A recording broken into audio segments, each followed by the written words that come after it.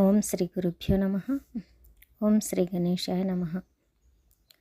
నమస్కారం మిత్రులారా. ఈ సృష్టిలో జీవానికి మూలమైన శక్తి ఎవరు? ప్రతిరోజు మన కళ్ళ ముందు కనిపిస్తూ కూడా మనం పూర్తిగా అర్థం చేసుకోని దేవుడు ఎవరు? ఆయనే సూర్య భగవానుడు. ఆ సూర్యుని మహిమను తెలియచేసే పవిత్ర దినమే రథసప్తమి. ఈ వీడియోలో రథసప్తమి అంటే ఏమిటి, ఎందుకు ఈరోజు అంత విశేషం, సూర్యారాధన వల్ల కలిగే లాభాలు ఏమిటి స్పష్టంగా తెలుసుకుందాం. మాఘమాసం శుక్లపక్షం సప్తమి తిథిన జరుపుకునే పవిత్ర పండుగనే రథసప్తమి అంటారు. ఈ రోజును సూర్య జయంతి, ఆరోగ్య సప్తమి, మాఘ సప్తమి అని కూడా అంటారు. ఈ రోజున సూర్యుడు తన 7 గుర్రాల రథంపై ప్రపంచానికి ప్రకాశాన్ని అందించేందుకు ప్రయాణం ప్రారంభించాడని పురాణాలు చెబుతున్నాయి. సూర్యరథాన్ని లాగే 7 గుర్రాలు సూచించేది 7 రంగులు, 7 వారాలు, 7 ప్రాణశక్తులు, మన శరీరంలోని 7 ప్రధాన శక్తి కేంద్రాలు. అంటే సూర్యుడు కేవలం ఆకాశంలోనే కాదు, మన శరీరంలో కూడా శక్తిగా ఉన్నాడు.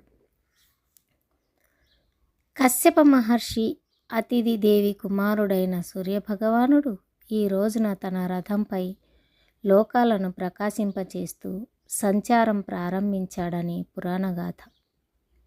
అందుకే ఈ రోజును సూర్యుని అవతరణ దినంగా భావిస్తారు. ఈ రోజున చేసే చిన్న పూజ కూడా గొప్ప ఫలితాన్ని ఇస్తుంది. ఉదయం సూర్యోదయానికి ముందు స్నానం చేయాలి. తలపై 7 ఆకులు పెట్టుకొని స్నానం చేయడం విశేషం.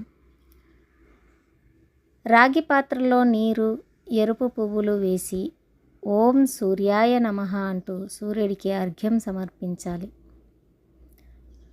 శరీర ఆరోగ్యం, మానసిక ప్రశాంతతకు సూర్య నమస్కారం అత్యంత శ్రేష్టమైన సాధన.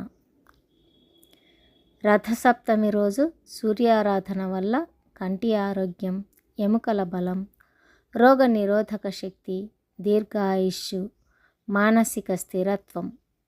అందుకే ఈ పండుగను ఆరోగ్య సప్తమి అంటారు. సూర్యుడు అంటే కేవలం గ్రహం కాదు, ఆత్మ తేజస్సు. రథసప్తమి అంటే అజ్ఞానం నుంచి జ్ఞానానికి ప్రయాణం, చీకటి నుంచి వెలుగుకి నడక. మన లోపల ఉన్న సూర్యుని మనం గుర్తించే రోజు. కాబట్టి మిత్రులారా, రథసప్తమి అనేది ఒక పండుగ మాత్రమే కాదు, మన జీవనాన్ని వెలుగులోకి తీసుకువెళ్ళే పవిత్ర మార్గం. శ్రీమాత్రే నమః.